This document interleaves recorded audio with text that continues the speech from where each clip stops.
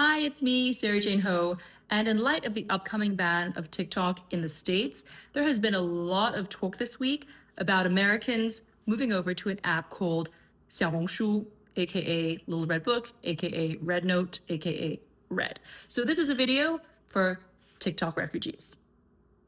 Now I have to admit that when I opened up my Little Red Book and on the For You page it was flooded with white faces, I was bewildered, surprised, and intrigued. Because usually only Chinese people really know about this app.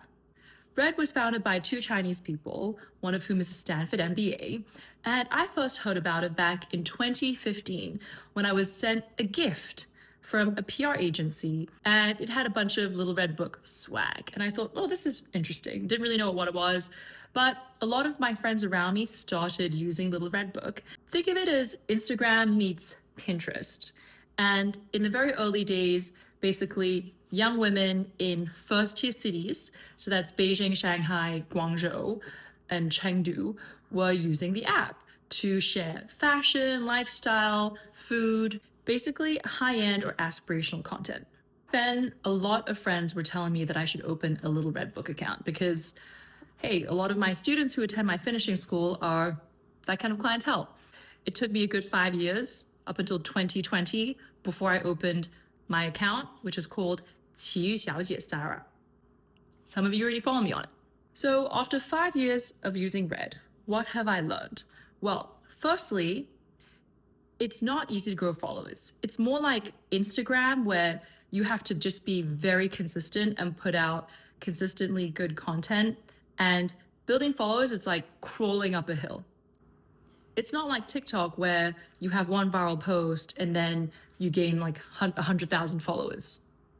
Just like Instagram, you can do live screens on them and they show up as split screen. And a few years ago, it ventured into the world of live stream selling, which is huge in China.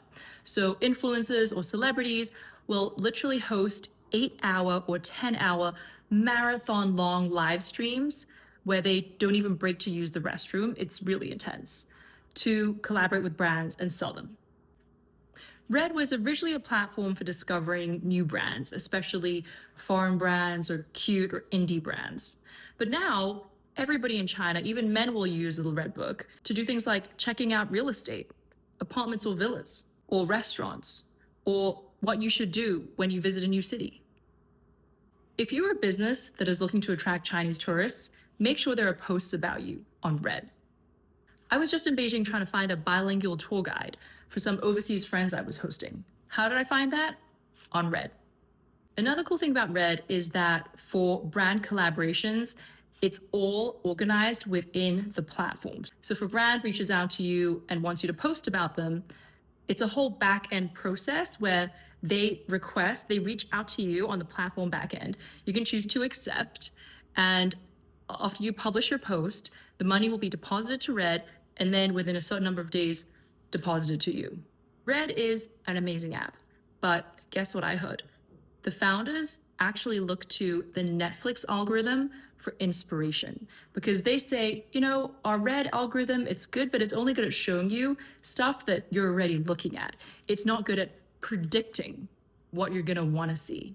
Whereas they say Netflix's algorithm is really good at predicting what you wanna watch next. How can we learn from that?